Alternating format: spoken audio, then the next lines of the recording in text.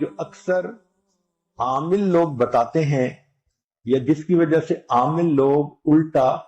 لوٹتے ہیں لوگوں کو اور ان کے عقیدے خراب کرتے ہیں،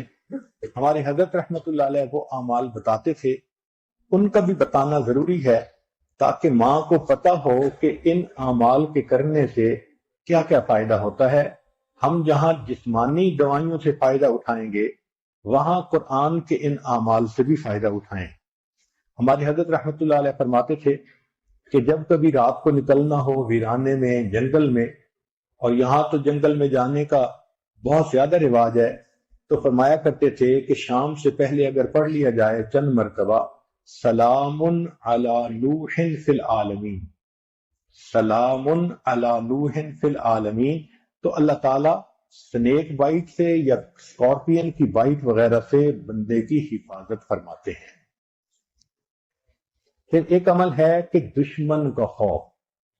فرض کرو بچے کو کسی بندے سے ڈر لگتا ہے، یا آپ سفر میں جا رہی ہیں اور آپ نے ایئرپورٹ سے جانا ہے تو کئی مرتبہ پولیس کا ڈر اور امیگریشن کا ڈر، کسٹم کا ڈر، یہ یا کسی حاکم کا ڈر، تو کسی بھی بندے کا ڈر اگر ہو تو ہمارے حضرت رحمۃ اللہ فرماتے تھے کہ قرآن مجید کی آیت ہے سورہ یاسین میں وَجَعَلْنَا مِن بَيْنِ أَيْدِيهِمْ سَدًّا وَمِنْ خَلْفِهِمْ سَدًّا فَأَغْشَيْنَاهُمْ فَهُمْ لَا يُبْصِرُونَ۔ اس کو اگر پڑھ کے آیت کو اس بندے کی طرف پھونک دیا جائے، اللہ واقعی اس بندے کی آنکھوں پہ پردے ڈال دیتا ہے اور وہ بندے کو تکلیف نہیں پہنچاتا۔ ہم نے اپنی زندگی میں ہزاروں مرتبہ اس آیت کو پڑھ کے آنکھوں سے اس کا فائدہ دیکھا ہے۔ ایک ہے بچے کو نظر لگ جاتی ہے، اس کو نظر بد کہتے ہیں، یہ لوگوں کو بھی لگ سکتی ہے، اور ہمارا تجربہ یہ ہے کہ سب سے زیادہ نظر بچے کو ماں باپ کی لگتی ہے، کیونکہ وہ خود اس کو پیار محبت سے دیکھتے ہیں، تو نظر تو اثر کرتی ہے، العین حق۔ تو اب اس کے لیے کسی کے پاس جانے کی ضرورت نہیں۔ قرآن مجید کی ایک آیت ہے ان اللہ سیبطلہ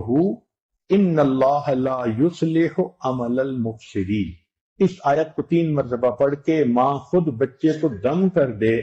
روز بچے کو رات سوتے ہوئے یا صبح اٹھ کر اگر یہ آیت پڑھ کے 2 دفعہ 3 دفعہ